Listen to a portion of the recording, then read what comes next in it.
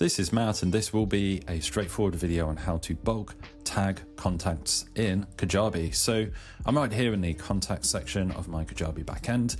You can get to contacts via the sidebar here on the left. So you would click contacts, and then by default, all contacts would be open, or you can just click directly there on all contacts. So this is all contacts. You can see all of the contacts that I have. Obviously I've censored the email addresses here for privacy's sake, but what we would do if we wanted to actually tag multiple people, what we would do is we would click these checkboxes next to the people's names that you want to. Let's just do a random kind of smattering.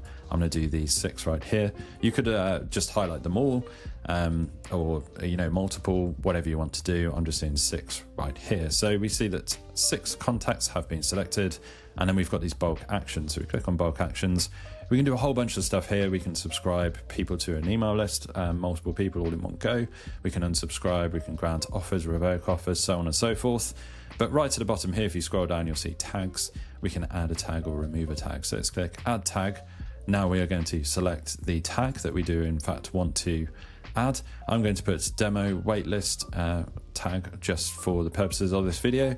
And now we will click on submit. And just like that, success redirecting. Those people have in fact now been tagged.